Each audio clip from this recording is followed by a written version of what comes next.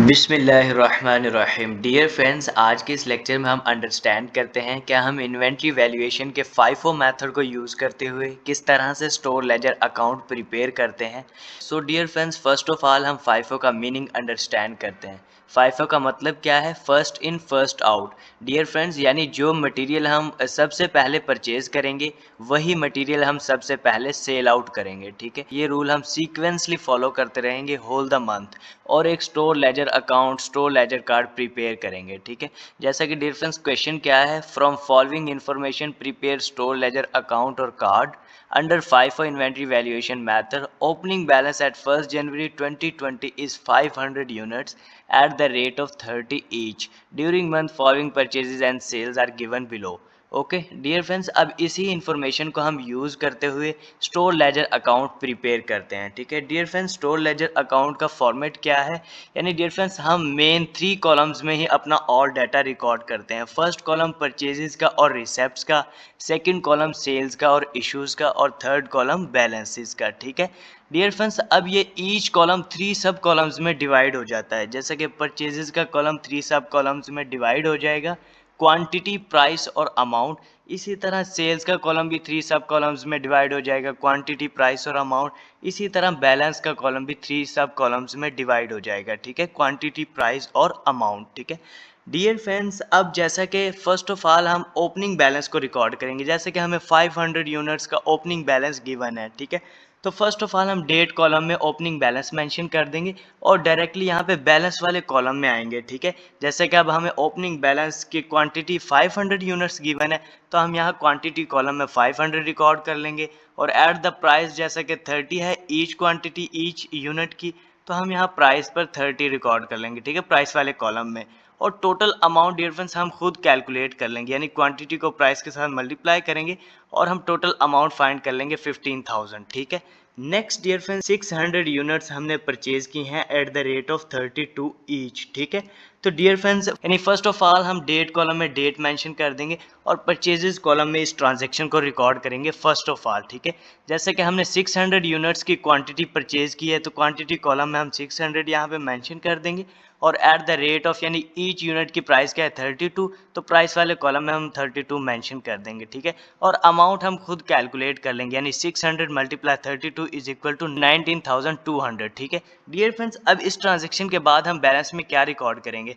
जैसे कि dear friends, opening balance तो हमारे पास एज इट इज हम मेंशन कर देंगे first of all balance column में। ठीक है, और नेक्स्ट डियर फ्रेंड्स, जैसे कि 5 जनवरी का अब हमने ये भी मटेरियल परचेज किया है, तो एज इट इज इस सारे मटेरियल को भी हम बैलेंस कॉलम में रिकॉर्ड कर लेंगे। ठीक है, नेक्स्ट डियर फ्रेंड्स, जैसे कि 7 जनवरी को हमने 700 यूनिट्स इशू किए हैं, सेल आउट किए हैं। ठीक है डियर फ्रेंड्स, अब हम सेल वाले कॉलम में आएंगे। डियर फ्रेंड्स, जैसे कि अब हम FIFO मेथड को यूज करते हुए स्टोर लेजर अकाउंट प्रिपेयर कर रहे हैं। ठीक है, तो यानी first in first out rule को फॉलो करेंगे, यानी जो हमने मटेरियल सबसे पहले परचेज किया है उसे हम पहले इशू करेंगे और बाकी रिमेनिंग बैलेंस को हम बाद वाले बैलेंस में से इशू करेंगे। ठीक है, यानी अब जैसे कि फर्स्ट ऑफ ऑल हमने 500 यूनिट जो कि हमें ओपनिंग बैलेंस गिवन था, वो हमारा मटेरियल फर्स्ट ऑफ ऑल हमने परचेज किया है। ठीक है, तो फर्स्ट ऑफ ऑल तो हम 500 यूनिट्स को इशू कर देंगे एट द रेट ऑफ 30। ठीक है, जैसा कि डियर फ्रेंड्स, अब हमारी सेल 700 यूनिट्स की अकर हुई है, तो रिमेनिंग 200 यूनिट्स डियर फ्रेंड्स हम 600 यूनिट्स में से इशू कर देंगे, सेल आउट कर देंगे। ठीक है, जिनका रेट क्या है 32। ठीक है, इस तरह डियर फ्रेंड्स हम सेल ट्रांजेक्शन को रिकॉर्ड कर लेंगे। After this transaction dear friends, अब हम बैलेंस कॉलम में क्या रिकॉर्ड करेंगे? जैसे कि 500 यूनिट्स तो हमने इशू कर दिए और 600 यूनिट्स में से भी हमने 200 यूनिट इशू कर दिए, तो रिमेनिंग जस्ट हमारे पास 400 यूनिट्स रह गए एट द रेट ऑफ 32 वाले। ठीक है, इस वाली अमाउंट को हम रिकॉर्ड कर लेंगे अपने बैलेंस कॉलम में। ठीक है, नेक्स्ट ईयर फ्रेंड्स, 14 जनवरी को जैसे कि हमने 1000 यूनिट्स परचेज की हैं at the rate of 35 each. ठीक है, तो फर्स्ट ऑफ ऑल तो हम यहाँ पे डेट को मेंशन कर देंगे 14 जनवरी और परचेजेस वाले कॉलम में आएंगे हम क्वांटिटी में। डियर फ्रेंड्स, हम 1000 क्वांटिटी को हम रिकॉर्ड कर लेंगे क्योंकि हमने 1000 यूनिट्स को परचेज किया है और प्राइस क्या है ईच यूनिट की 35। हम प्राइस कॉलम में 35 को रिकॉर्ड कर लेंगे। ठीक है, डियर फ्रेंड्स यानी क्वांटिटी को मल्टीप्लाई करेंगे प्राइस के साथ तो हम टोटल अमाउंट भी फाइंड कर लेंगे 35,000, ठीक है। डियर फ्रेंड्स अब इस ट्रांजैक्शन के बाद हम बैलेंस में क्या रिकॉर्ड करेंगे, यानी इस ट्रांजैक्शन के बाद हमारा बैलेंस किस तरह इफेक्ट हुआ है।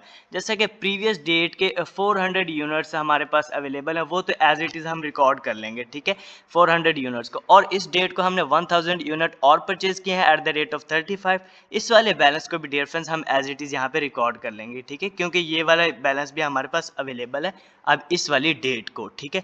नेक्स्ट डियर फ्रेंड्स जैसे कि 20 डेट को 900 यूनिट्स हमने सेल किए हैं, इशू किए हैं, ठीक है। तो फर्स्ट ऑफ ऑल तो हम यहाँ पे डेट को मेंशन कर देंगे। अब हम सेल वाले कॉलम में आएंगे और इस ट्रांजेक्शन को रिकॉर्ड करेंगे, ठीक है।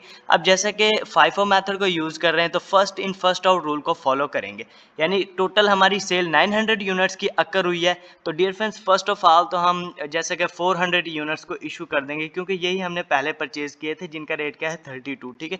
वो हम इशू कर देंगे, सेल वाले कॉलम में रिकॉर्ड कर लेंगे। अब टोटल डियर फ्रेंड्स जैसे कि हमने 900 यूनिट्स की सेल की है, तो बाकी के डियर फ्रेंड्स 500 यूनिट्स अब हम 1000 अमाउंट में से इशू करेंगे, ठीक है, 1000 वैल्यू में से हम इशू करेंगे, ठीक है, जिनका रेट क्या है 35, ठीक है। डियर फ्रेंड्स ये सेल ट्रांजेक्शन हमने रिकॉर्ड कर ली 900 यूनिट्स की, ठीक है।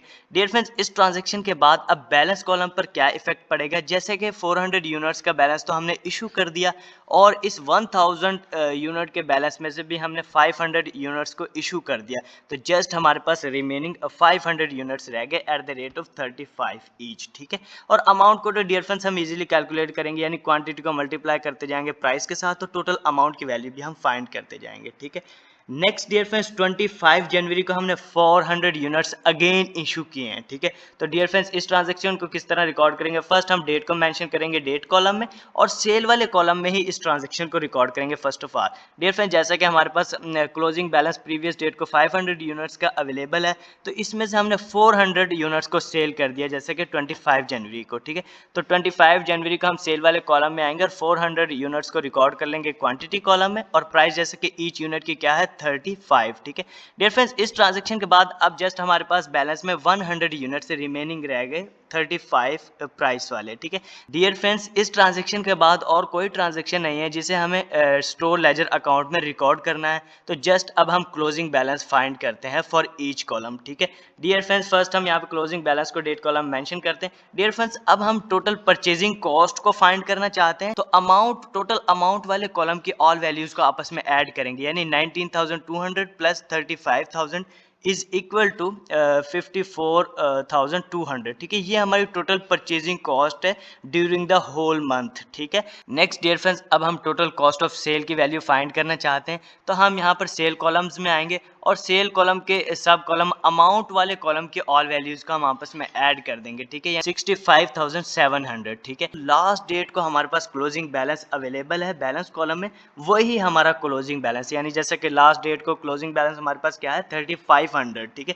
तो यही डियर फ्रेंड्स हमारा क्लोजिंग बैलेंस है। डियर फ्रेंड्स अगर अब हम इस स्टोर लेजर अकाउंट को चेक करना चाहते हैं कि ये हमने जो पोस्टिंग की है ट्रांजेक्शन्स की वो हमारी करेक्ट है या फिर रॉन्ग, तो इजीली हम ये फाइंड कर सकते हैं, ये हम चेक कर सकते हैं, ठीक है। वो किस तरह डियर फ्रेंड्स, जैसा कि कॉस्ट ऑफ सेल का फार्मूला क्या है, cost of sale is equal to opening plus purchases minus closing, ठीक है। तो डियर फ्रेंड्स ओपनिंग जैसा कि हमें 15,000 अमाउंट का बैलेंस गिवन था, ठीक है। तो ओपनिंग हमारी अमाउंट क्या है 15,000, वो हम रिकॉर्ड करेंगे, प्लस परचेजेस, परचेजिंग कॉस्ट हमने क्या कैलकुलेट किया, कॉस्ट ऑफ परचेजिंग 54,200, वो हम ऐड कर देंगे, और माइनस क्लोजिंग, क्लोजिंग कॉस्ट हमने क्या फाइंड किया 3500, ठीक है। तो वो हम माइनस कर देंगे, तो डियर फ्रेंड्स हम कॉस्ट ऑफ सेल की वैल्यू फाइंड कर लेंगे जो कि हमने स्टोर लेजर अकाउंट में कैलकुलेट किए, यानी 65,700, ठीक है।